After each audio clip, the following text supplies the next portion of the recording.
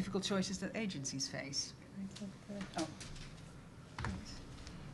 So we've just heard from Suzanne how, in terms of people's experience in conflict, the threats that they face, their vulnerability and the responses that are available to them, protection and livelihoods are inextricably linked. And I guess our question was, given this, to what degree are protection and livelihoods approaches that agencies undertake, to what degree are they linked in practice? And I guess the first thing to remember is that the two approaches are, in fact, very similar. First of all, they both emphasise a comprehensive analysis. And protection actors will start by reviewing the external environment, looking at the legislative environment in particular, to understand the pattern and type of abuse, who's responsible for the violations, and why people are violating people's rights in conflict.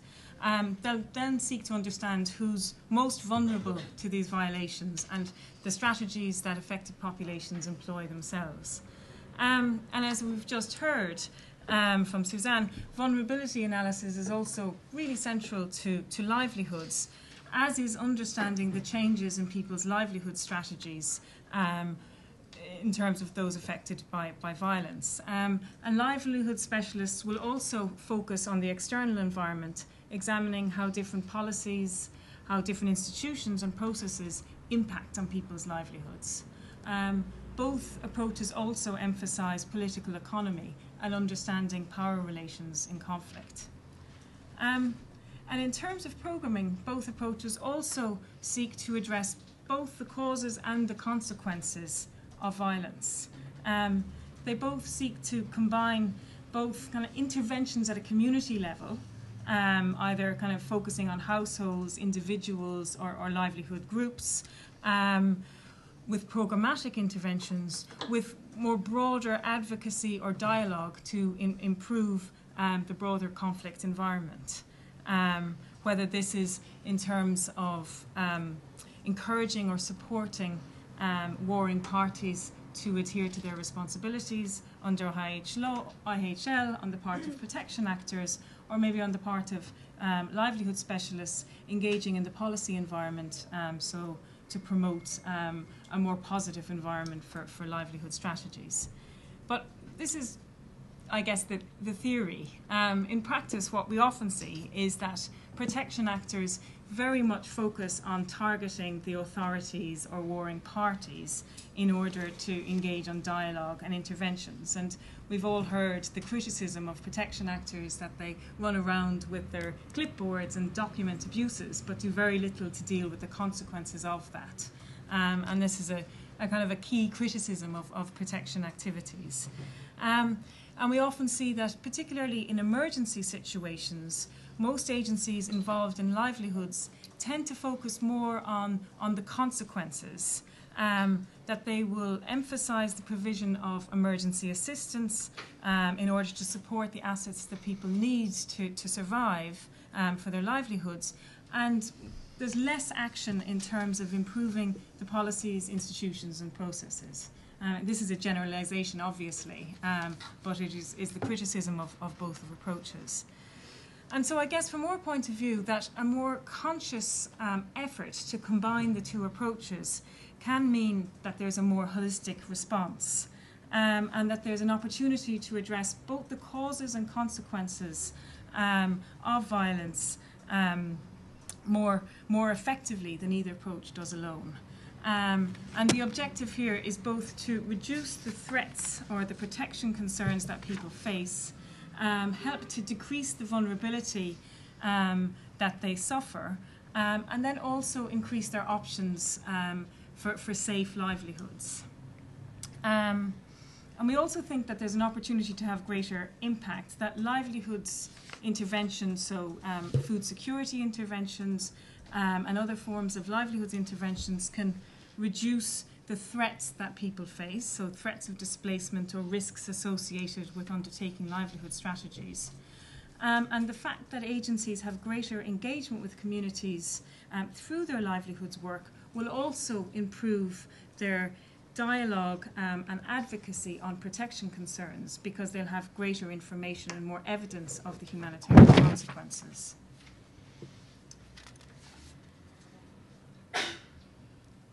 And so, how do you do this in practice? Well, I guess the first issue is to look at the strategy that would underpin a protection and livelihoods approach, and who you'd actually target were you to undertake this. And this model has been taken from the ICRC, and it was used in Darfur in an effort to undertake a joint protection and livelihoods programme. And the questions that they ask themselves is, first of all, I guess, what are the key protection concerns, and what laws have been violated in a specific area? And having identified that, whether it's deliberate targeting of civilians, just undermining of people's livelihoods, they then look to see which communities are most affected by those violations, and they will target their interventions to communities that are suffering the greatest protection threats. They'll then look to understand what the humanitarian consequences of a violation is, and this will mean an analysis of the vulnerabilities and the needs and the current livelihood strategies of affected communities. And then they'll go back almost to look from a protection point of view to see who is responsible for the violations, who are perpetrating the violence in this context. And the next thing that they do is to what they call identify a protection vector. So they analyse what assistant activities could help reduce the humanitarian consequences of violations, while at the same time creating opportunities for them to dialogue with the warring parties on protection. So in some way actually using humanitarian assistance as an opportunity to reinforce their protection dialogue. And then the last aspect of it is in addition to undertaking programmatic interventions, identify which perpetrators or actors can be approached in order to create a dialogue on protection issues. And this may involve either directly engaging with the warring parties or encouraging other actors, such as international governments, to take action. And so when ICRC used this model in Darfur to identify which communities to prioritise, they ended up prioritising working in rural areas rather than with camp populations as a result of the high levels of violence there, but also the risk of displacement that rural populations were facing. And this was at a time where the primary international response in particular was focusing on camp populations, but having this protection angle meant that they looked at it from a different aspect, and they also looked to I guess, fill the gaps. And they combined interventions in terms of food security interventions and other livelihoods interventions with dialogue with the warring parties in order to reduce the threats. But it also meant that they looked at a number of different groups that were affected in rural areas. And so they didn't just look at farmers, but they looked to see what other groups were affected by the violence. And this meant that they broadened their approach to look at other pastoralist or Arab groups who were facing similar protection threats, but these had different effects on their livelihoods. So if you think in terms of what this strategy means, it means that communities are targeted not just on the basis of needs alone, but also on the protection threats that they face. And as we saw in Darfur, it means that it'll mean that all conflict-affected populations are assessed in order to understand what the different implications of the violence might mean. And it may mean that short-term risks to livelihoods are identified, but also longer-term implications, such as the undermining of pastoralist livelihoods, could also be better understood. But one of the issues that emerged out of Darfur, but also other contexts, is that if you combine a protection and livelihoods approach and focus on threats as well as needs, it raises the question of impartiality. which is obviously a key humanitarian principle. It's a question as to whether the populations facing the greatest protection threats are actually in the greatest need. And so in the West Bank and OPT, for example, communities who were affected by the barrier or the wall, farming communities were prioritised by a number of humanitarian agencies, but it could be argued that other groups in other areas were actually in greater need than these groups. There was also an issue in relation to ICRC's approach in Darfur with protection specialists in the agency saying that the protection threats have actually moved to another community, but the livelihoods specialists within the agency saying that there were continuing needs within the communities that they had engaged with. So it does raise some dilemmas in terms of targeting. The other question here is in terms of to what degree can assistance be used as a protection vector? And I guess one of the concerns here is that are you placing communities at risk by supporting communities at risk of displacement in particular with assistance, and thereby, I guess, encouraging them to stay in locations where they're at risk? And we saw this very much again in OPT, in situations where Palestinian communities in Hebron in particular were determined to stay in areas where they faced daily violence from Israeli settlers. And a number of agencies were supporting them in staying there, even though they were facing this violence. And I think the key issue here is choice, and that you're not undermining people's choices by providing assistance. But it does raise, I think, interesting and difficult dilemmas as well.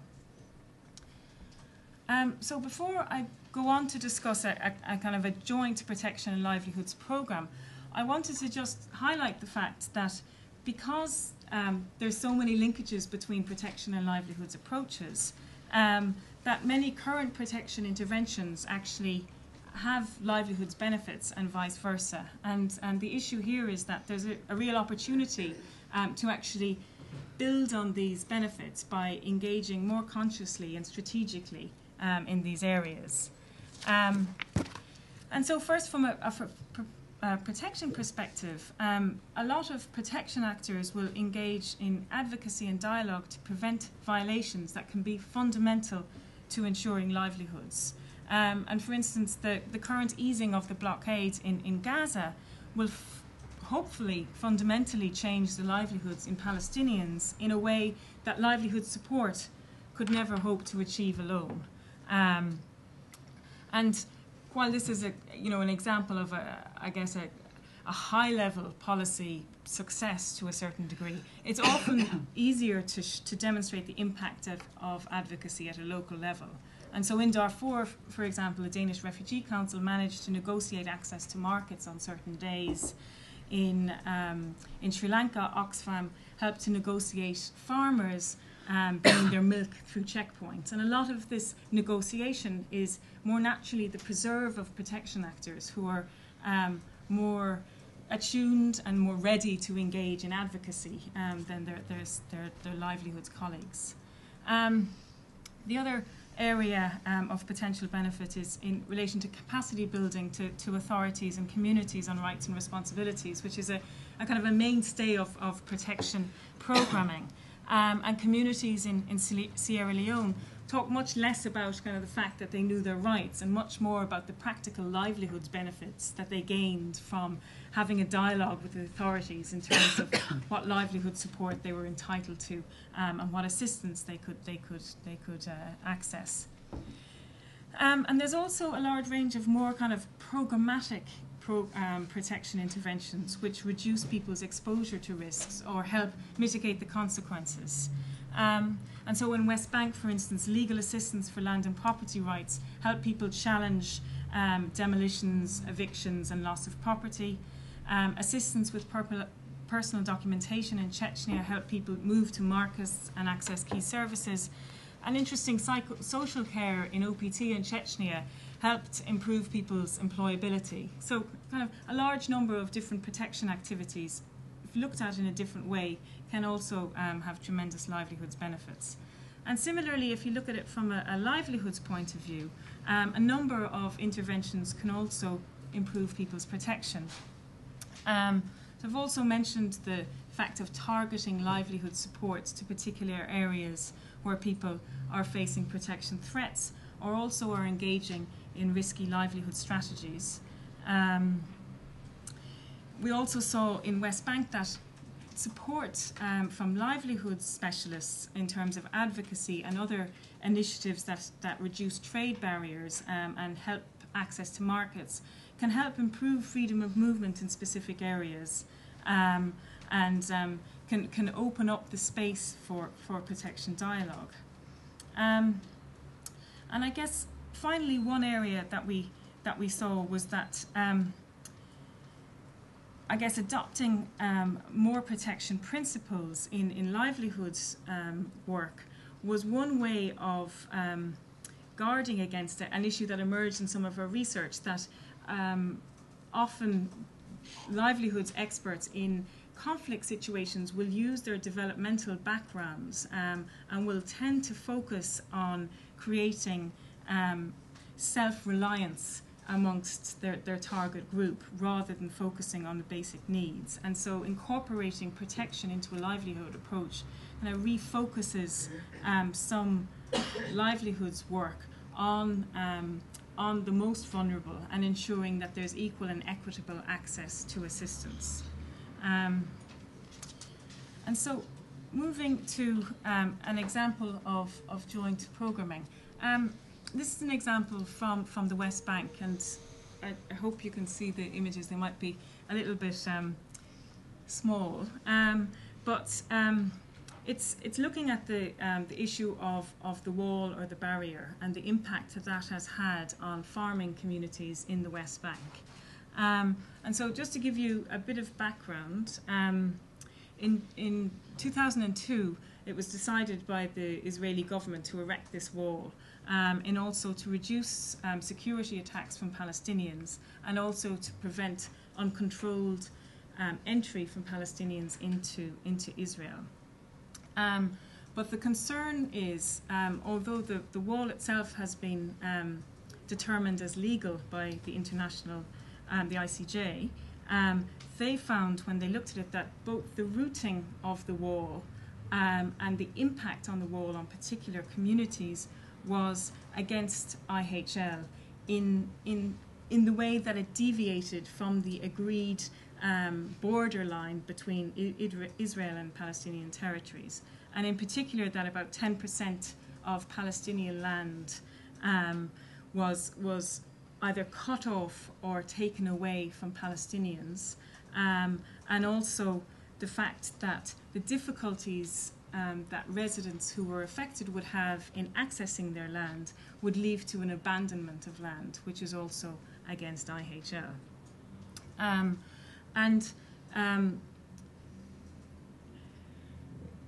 In the area that a lot of the northern and western side of the wall is erected, it's in an area where farming is a primary source of income for Palestinian communities, and it's led many communities across the West Bank being cut off from their lands where they depend on olive farming and other forms of horticultural production. And how its access is managed is that the Israeli authorities operate either a kind of a permit or a list systems where Palestinians have to apply to the Israeli authorities to get agreed access to their lands. And the way this actually happens in practice is that the number of people who can access their lands is radically diminished. The amount of time that they get to be on their land is also diminished, and the equipment and also kind of different machinery that they can bring onto their land in order to farm is also restricted. And so the result of this for many of the communities that we met with was that they had moved from a situation of mass production to subsistence farmers. They'd shifted from to olive and grape production, which requires less maintenance, and they decreased their expenditure through changes in their diet and reliance on debt. Some also risked accessing their land legally, which meant that they faced fines or imprisonment. And many saw the continuance of farming as impossible. They either faced displacement or they sold their land, often to Israeli groups, which meant put them at further risk of being charged with treason. And so the way different organisations responded to this was really a joint protection and livelihoods approach. They tried to prevent the violations by undertaking advocacy with the Israeli authorities, but also undertaking legal action to try and reroute the barrier. They also tried to reduce people's exposure to the violation through a huge amount of effort to assist with gate openings, and a large number of agencies were camped out at the gates on a daily basis to ensure that the Israeli authorities opened the gates when they said they would, and assisting farmers in ensuring ease of passage into their areas. They also tried to limit the humanitarian consequences of these violations through providing as much livelihood support as they could possibly provide to increase productivity. So there are examples of different types of seeds and tools and support with marketing initiatives, support that would increase the productivity. And all of this was aimed at reducing displacement and the need for the affected communities to engage in risky strategies so that they didn't abandon their land effectively. And when we spoke with the farmers in terms of the types of benefits that they saw, they really saw that the interventions by agencies in terms of advocacy and working with the Israeli authorities to keep the gate open were the most effective in terms of their long-term livelihoods sustainability, rather than some of the inputs, and really, I guess, reinforce the idea that this combined approach was helpful.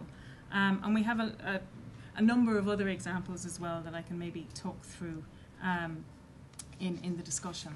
And so I guess just to conclude, the first thing to say is that the linkages that we saw in terms of the threats, people's vulnerabilities, and the really difficult choices that people make in how they respond between balancing risk to their livelihoods and to their protection provides a strong incentive for agencies to think about greater complementarity. But that there are already quite a number of similarities between the two approaches that can be built upon in order to more systematically ensure that the positive impact can materialise. And I guess while we saw that joint approaches were possible, it was clear that it required a large amount of expertise. It requires long-term funding that's not often available in emergency contexts, and collaborative working that can make things more difficult. And that also this form of complex programming has implications in terms of the scale of operations that humanitarians can undertake. But I guess in terms of some of the feedback that we received, and the sense that today's complex emergencies really do impact on people's protection and livelihoods, we did feel that the benefits outweighed some of these challenges in undertaking these approaches. So thank you.